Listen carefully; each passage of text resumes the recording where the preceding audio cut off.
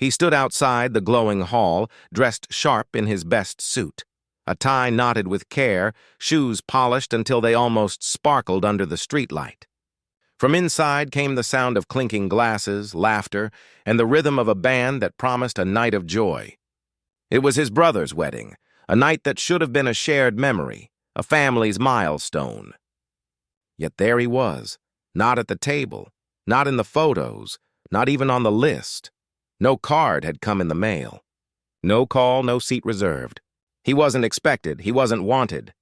Imagine that, showing up for your own brother's biggest day only to realize you're invisible in the place you thought you belonged most. The hall was full of joy. But for him, it may as well have been a stranger's celebration. He lingered at the door for a moment, clutching the faint hope that maybe there had been a mistake, that someone would wave him in, hug him, and pull him into the laughter. But the only thing that came was silence, followed later by a message that cut deeper than any blade.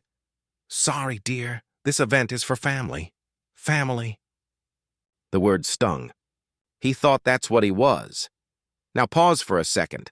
Before you feel too sorry for him, let me tell you this isn't the ending. This moment? It's just the opening scene of a story that spirals through heartbreak, sacrifice, and an unexpected kind of redemption. And trust me, you're going to want to know what happened after he turned away from that hall and walked into the night with nothing but his pain and his suitcase. Because here's the thing. People don't get erased overnight. They get chipped away piece by piece through years of being overlooked, underestimated, or straight up abandoned. And this man? He carried scars you couldn't see from the shine of his shoes or the neat knot of his tie. So let's rewind. Let's go back to where it started, before the trip, before the wedding, before the message that shattered him. Let's uncover what made him the kind of person who could survive being cut out of his own family and still find a way to write a new ending for himself. Welcome, story lovers. From where are you watching? Drop your city name in the comments so we can see how far our story travels. He wasn't born into emptiness. In fact, his story began in a small but warm household where dreams were planted in cracked soil. The kind of family where laughter came easy, even when money didn't. He was the middle child, always balancing between responsibility and invisibility, too old to be babied, too young to be trusted with the big decisions. From the outside, the family looked ordinary. A modest house in a working-class neighborhood, walls stained from years of weather and time, but filled with the smell of his mother's cooking and the noise of siblings arguing over the television remote. Ordinary, yes, but inside him lived extraordinary dreams. As a boy, he had ambitions that stretched far beyond his street. He wasn't the smartest in class, but he was the one who stayed up late under a flickering lamp, sketching plans, studying books, promising himself he'd be someone different. While other kids dreamed of fast cars or basketball fame, he dreamed of building a life where struggle wasn't the family's daily meal. Maybe engineering, maybe business, maybe something that put him in an office with polished floors instead of calloused hands. But dreams, as you know, don't pay bills. When his father fell ill, an illness that slowly drained both strength and savings, everything shifted. Hospital visits became routine, and debt piled up like bricks in a wall too heavy to climb. His mother, already exhausted from double shifts, leaned on him more than she realized. He was still a teenager when he first learned how it felt to put aside his own wants for the sake of keeping the lights on. The first thing to go was college. He'd been accepted, even got a partial scholarship, but the numbers didn't add up. Tuition, books, the little costs that pile into mountains, there just wasn't room. His acceptance letter, once framed on the fridge with pride, was quietly taken down and slipped into a drawer. No one talked about it again. Then came work. Not glamorous, not what he dreamed, but work. Factory shifts, late nights at a gas station, weekends delivering packages, anything to keep the house afloat. There were moments when he envied his friends, the ones posting pictures of dorm rooms and campus parties. But envy quickly gave way to survival. He told himself he'd go back one day. He'd save up, enroll again, and chase the life that slipped away. But one day has a way of never arriving. What hurt most wasn't the loss of school, but the silence around it. His sacrifices weren't celebrated, They were expected. His younger siblings grew up with new shoes because he worked weekends. His brother, the one whose wedding would one day shut him out, never once asked what it cost him. And maybe that's the cruelest thing about being dependable. People stop noticing you're giving everything. The cracks widened when his father passed. The anchor of the family gone, he shouldered more. Bills didn't stop, grief didn't pause, and responsibilities multiplied. He didn't crumble, he couldn't afford to.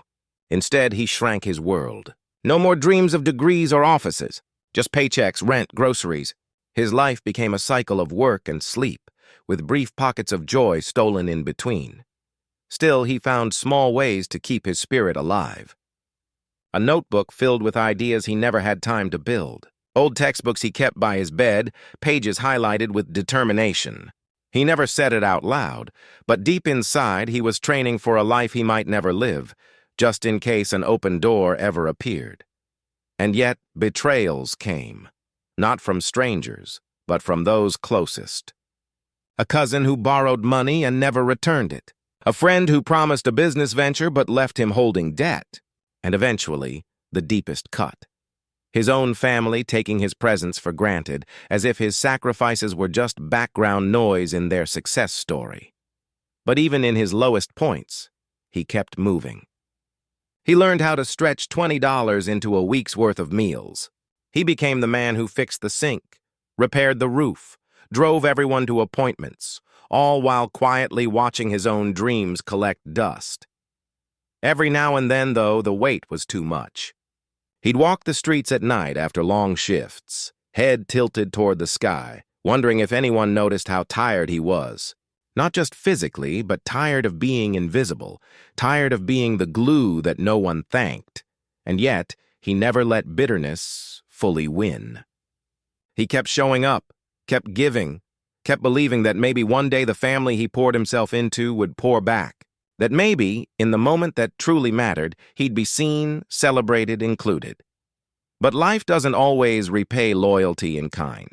Sometimes it leaves you standing outside the hall, dressed in your best, realizing that the family you sacrificed everything for never thought twice about leaving you behind. That night at his brother's wedding wasn't a single betrayal.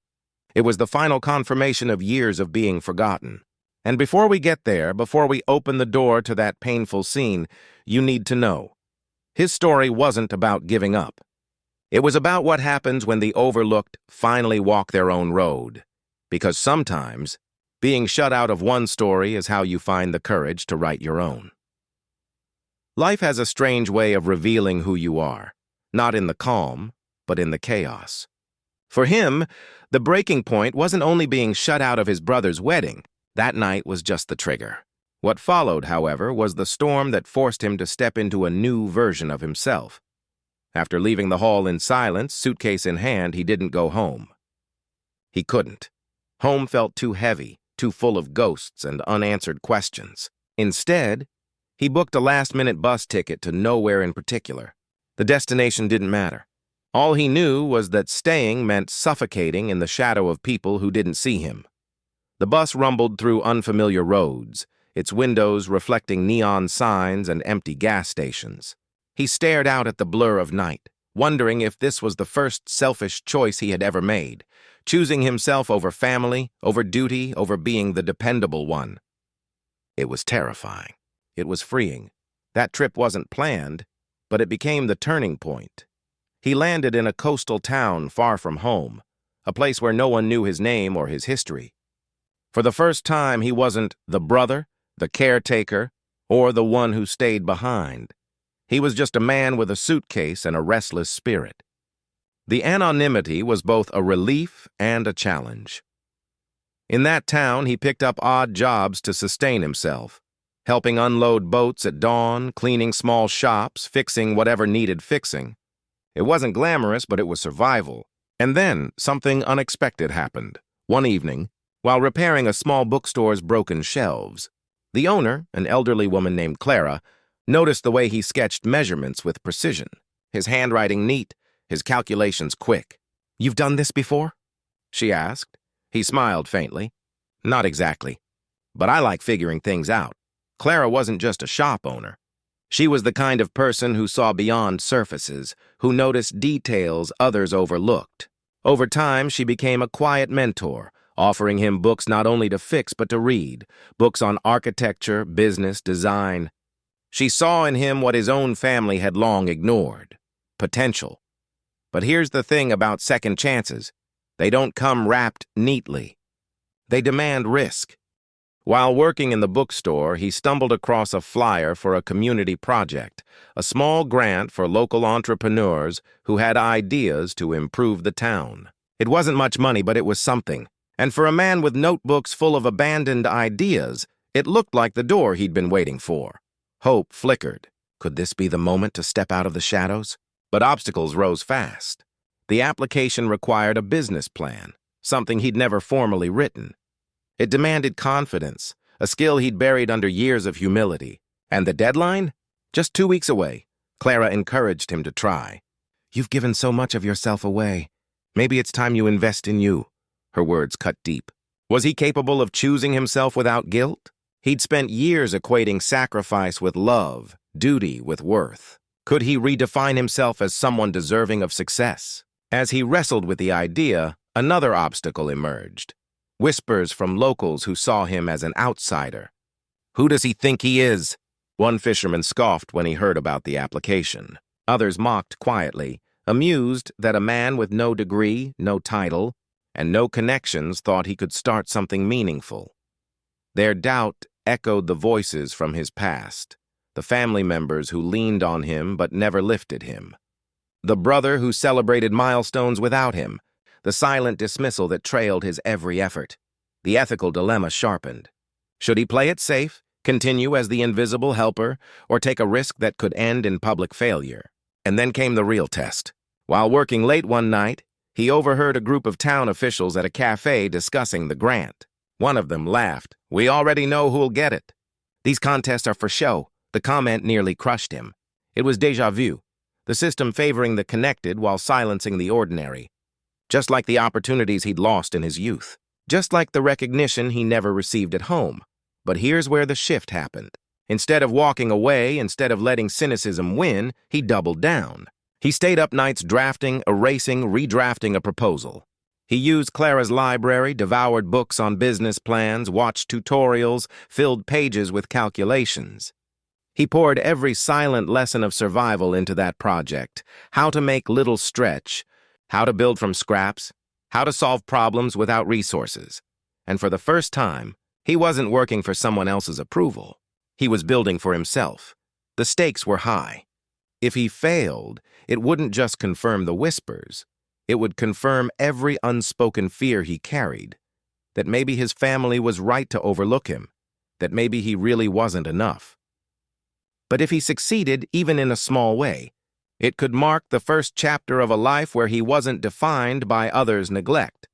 Conflict burned hotter when he mailed his application and heard nothing back for weeks. Every day at the bookstore, Clara would glance at him, hopeful, while townsfolk smirked, waiting for proof that they'd been right about him all along. Doubt gnawed at him. Had he been foolish to believe? Should he have stayed in the background where expectations were low and disappointments quieter? Then an envelope arrived. His hands trembled as he opened it. The letter didn't declare him a winner. Not yet. But it did something more important. It invited him to present his idea to a panel, in front of people, on a stage where failure couldn't hide. And just like that, the real rising conflict began. The hall was small but packed, rows of folding chairs filled with townsfolk, officials and applicants clutching their neatly bound presentations. He stood among them, clutching nothing more than a folder he'd borrowed from Clara, its edges frayed, its pages covered in his handwritten notes. The grant committee sat at the front. 3 men in crisp suits and 1 woman whose expression seemed carved from stone. Their polished pens clicked impatiently, their eyes scanning resumes and printed proposals. And then there was him, the outsider, the nobody, the man with no degree, no reputation, no polished slide deck. When his name was called, a murmur rippled through the crowd. Some smirked, some whispered. He felt the weight of their judgment pressing down as he walked to the podium. His hands trembled. not just from nerves, but from the memories of every moment he'd been dismissed before. The first committee member leaned forward. "You have 10 minutes. Make it worth it." He took a deep breath. This wasn't just a pitch. It was his life condensed into words. He began with the story of his family, of watching resources disappear, of making survival stretch where abundance never existed. He explained how his project wasn't about profit margins or prestige, but about sustainability, creating something lasting with little means. His voice wavered at first, but the deeper he went, the steadier it became. Still, skepticism hung heavy. Halfway through, one of the men interrupted. "So let me get this straight. You think someone like you can run this, with no degree, no track record? Do you even understand how competitive this process is?" The words cut, sharp and humiliating. Laughter bubbled from the back of the room. His face burned, but he didn't sit down. He looked the man square in the eye. "I understand survival better than most," he said quietly. "When you have nothing, you learn how to make every dollar, every resource, every chance stretch. That's what this project is built on. Not theory, not privilege, but lived experience." The room shifted. Some leaned in. Others rolled their eyes. Another panelist smirked. "And what if we told you the grant is already spoken for? That we prefer to invest in people who have proven themselves?" The challenge hung in the air. His chest tightened, but then something inside him snapped. The years of silence, of sacrifices unseen, of being treated like background noise. This was his breaking point. He reached into his folder and pulled out a series of sketches and notes. Hand-drawn plans, detailed cost breakdowns, practical solutions written in his careful handwriting. He spread them across the table, page after page of meticulous detail. "This," he said firmly, "is proof, not polished. Not printed on glossy paper, but real. Built from nights without sleep, from years of solving problems no textbook could teach. You want proven? This is what it looks like when someone has been proving themselves their entire life, and no one bothered to notice." The silence that followed was deafening. Even the smirkers faltered. The crowd, once amused, leaned forward, but humiliation wasn't done with him yet. From the back, a voice rang out. "Isn't this the guy who wasn't even invited to his own brother's wedding? If his family doesn't believe in him, why should we?" The words sliced through him like a blade. The truth exposed, his private pain dragged into public view. Gasps scattered across the room. His chest ached, and for a moment he considered walking out, letting the weight of shame crush him completely. But then something unexpected stirred inside. The humiliation didn't break him. It fueled him. He stood taller, his voice rising above the whispers. "Yes, my family didn't invite me. And maybe that tells you something about them. But here's what it tells you about me. I'm still standing. I'm still here. I didn't disappear when I was overlooked, and I won't disappear now. If resilience counts for anything, then I am more qualified than anyone else in this room." The hall erupted, not in laughter this time, but in murmurs of respect. Even those who doubted him couldn't deny the fire in his words. The committee members exchanged glances, their stone faces cracking just slightly. The timer buzzed. His 10 minutes were up. He gathered his papers slowly, deliberately, and looked once more at the panel. "You can give this grant to someone polished, someone connected. But remember this moment. Remember the man you underestimated. Because whether you back me or not, this project will exist. I'll make sure of it." He stepped down from the podium, heart pounding, sweat dampening his collar. For the first time in his life, he hadn't shrunk under pressure. He had stood in the fire, exposed, mocked, humiliated, and he hadn't backed down. The outcome was still uncertain. But one thing was clear. The man who once lived invisible in the shadows was gone. In his place stood someone who refused to be erased. Dear audience, if you're still with us and feeling this moment, give this story a like. It really helps more people find it. Ruth's story didn't end in the boardroom. That was only the breaking point. The moment when years of silence finally cracked and truth roared through the room like a storm.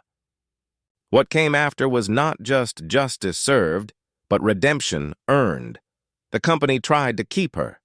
They dangled 6 figures, perks, and titles she once dreamed about.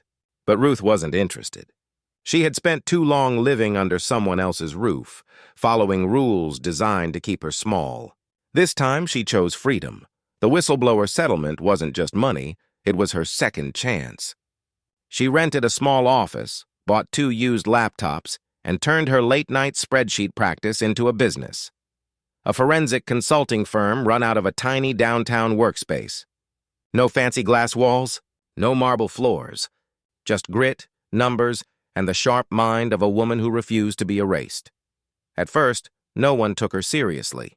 Clients looked at the former janitor and wondered if she could handle million-dollar accounts. But Ruth had something they didn't expect, the kind of hunger you can't fake. She tore through files, spotted errors that others missed, and exposed fraud that auditors glossed over.